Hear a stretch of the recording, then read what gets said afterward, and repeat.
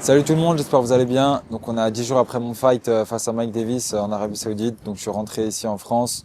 Donc là je suis au CKS Gerland pour me soigner les petits bobos, surtout notamment la main. On va aussi checker le genou pour voir si tout va bien. Et voilà, juste après on va analyser mon combat avec une petite spécialité lyonnaise. Donc restez branchés. Ça va mieux qu'hier là déjà ou pas? Ouais, ça va mieux.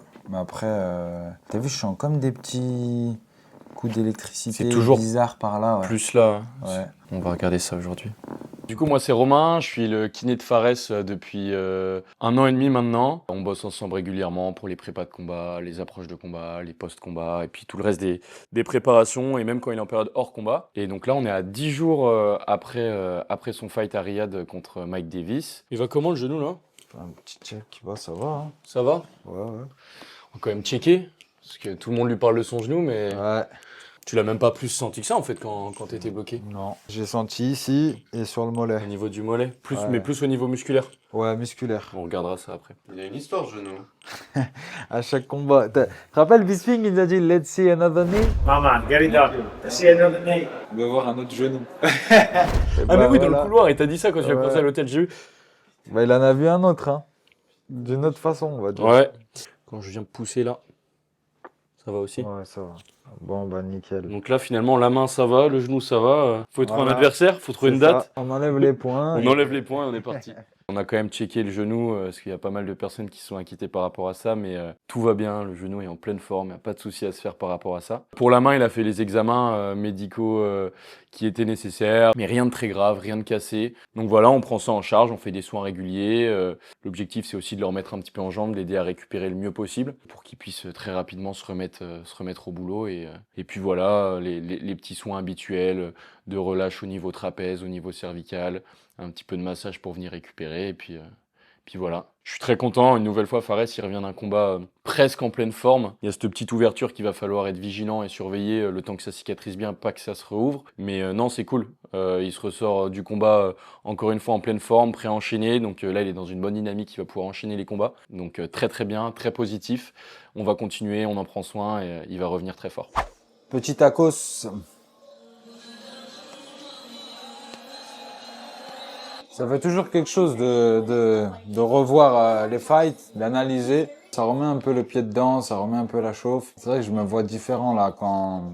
Là, je suis de l'autre côté, alors que là, il y a même pas 10 jours, j'étais acteur. Et ouais, ça fait bizarre de regarder ces combats, mais ce qui est bien, c'est qu'on peut analyser. Heureusement qu'il y a ça, il y a les vidéos. Même les entrées, on peut voir ce qui va pas, si j'étais concentré ou pas. Et là, on peut voir que j'étais bien concentré sur le combat. Alors le choix du walkout song, donc la musique d'entrée, c'est un ami qui me l'a envoyé. Bah, moi je me suis dit je suis en Arabie Saoudite, donc pourquoi pas mettre un petit chant comme ça en arabe. Et franchement ça m'a beaucoup hypé tout au long de la semaine, ça m'a mis en mode guerrier et ça a bien fonctionné parce qu'on a fait la guerre ce soir-là dans la cage. Tu te dis quoi à ce moment-là? Là je me dis je vais l'arracher, hein.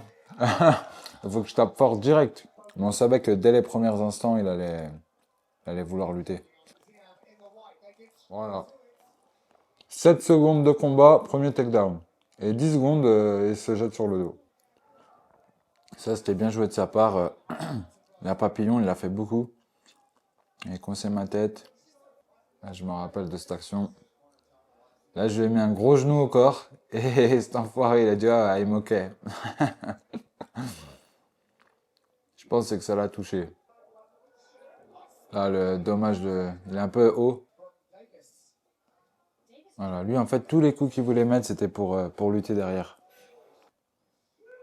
Ouais, là, celle-là m'a fait mal, je me rappelle. C'est là que je commençais à avoir un peu mal à la main. Mais franchement, même si j'ai pas mis beaucoup de rythme, je l'ai vraiment surpassé. Ah là, par contre, c'était joli ce qu'il a fait. Il m'attrape, il me jette à l'arrière comme ça. Il a voulu faire une Demetrius Johnson. Après, ça va, je défends quand même assez bien. Là, mon objectif en dessous, c'était prendre le moins de dégâts possible. Après, franchement, c'était un beau premier round. Pour moi, je le gagne largement. Là, par contre, ouais, là, je me fais toucher. Vraiment, il m'a surpris avec ses coups et dès le début, il a attaqué fort. Hein. Mais toujours pareil, pour entrer en lutte, Il striquait pas pour striker. C'est pour ça qu'il est rentré comme un peu à la sauvage. Là, je pense, c'est ici que je l'ouvre, soit avec le coup de genou. Voilà, là, on voit déjà le sang, là. J'ai du sang partout sur moi. Et là, je le soulève. Ça, c'est une belle image du fight. Après, je prends un petit coup de coude. Hein. Et je crois que c'est là qu'il va faire la... T'es un peu trop concentré sur les frappes avant les positions, les passages. J'ai dans l'ensemble bien défendu, mais je suis parti du mauvais côté. Et là, voilà. Là, tout le monde a eu peur pour mon genou, pour l'écrasement musculaire. Mais moi, franchement, bon, l'écrasement, je l'ai senti un petit peu, mais pas, c'était pas un truc de fou. Et même la jambe tordue, j'ai réussi à... Moi, j'étais serein, je savais que je me sentais bloqué. Mais jamais je tape sur ça. Même si ça casse, je tape pas. C'est le combat, faut faire avec. C'est pas grave si on boite après le combat. Bon, là, après, il est sur moi, il récupère. Hein. On voit, il respire fort. Donc, je le renverse, j'arrive à sortir. Et là, après, je crois que je vais imposer quelques frappes dans sa tête. Ouais.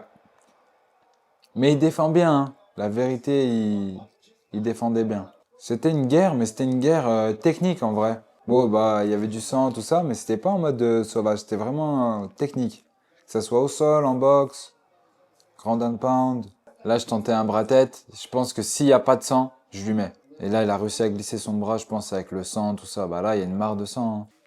Et puis là, je vais finir fort le round. Voilà, avec des gros coudes, des grosses frappes. Je pense la main à 100% et une petite accélération et je le termine en début de round normalement. D'ailleurs, mes coachs, ils n'ont pas compris pourquoi j'ai lutté.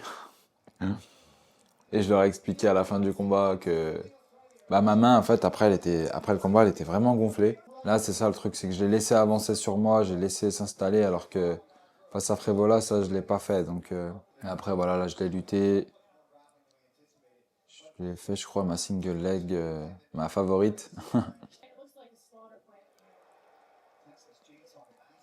Donc c'est lui qui voulait me lutter, au final c'est moi qui l'ai lutté. Mais j'aurais pu m'adapter autrement en vrai. J'aurais pu me mettre en gaucher parce que je sais faire. Mais je pense que mon instinct dans le combat, c'était, il me disait de lutter. Mais là, en réalité, la voie la plus facile pour gagner ce combat, ça aurait été de rester debout. Là aussi, c'était bien joué. En fait, c'est vraiment un gars du sol. Hein. Maintenant, je pense qu'il s'est mis à fond dans le jiu-jitsu, tout ça. Sauf que nous, on fait du MMA, donc on me frappe. Même là, j'ai tenté un peu le bras-tête, j'ai tenté... Mais ça glissait vraiment. Hein.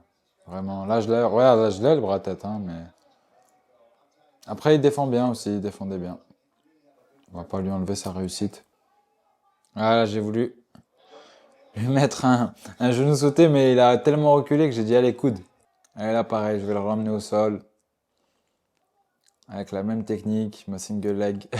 Là, pareil, j'ai failli faire la même erreur, mais du coup, je l'ai quand même faite parce que il travaillait sur sa clé de talon et ça lui a permis de se relever. Là, il reste 40 secondes et je me dis, oh là là, tu sais, il va accélérer, c'est sûr. Et là, il me met un coude bien placé et j'ai la première ouverture de toute ma carrière. Et même Dana White, il me l'a dit. Tu sens l'arcade ou pas? Ouais, j'ai senti que ça saignait, mais j'ai pas senti le... J'ai senti son coude et ça s'est ouvert directement, je pense. Et j'ai senti que ça saignait, mais j'avais pas mal. Franchement, Fight of the Night, hein. Fight of the Night. Putain, Dana.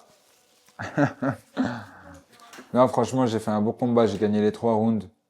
Les 3 juges à l'unanimité, ils m'ont donné les 3 rounds. Face à un adversaire solide. Mais j'aurais pu choisir une voie plus facile. Rester en strike, mettre mes coups, bouger, enchaîner. Je pense que j'aurais pu le terminer, deuxième round, comme je voulais. De base, c'était ça. Je me disais qu'avec mes points, je vais réussir à le terminer.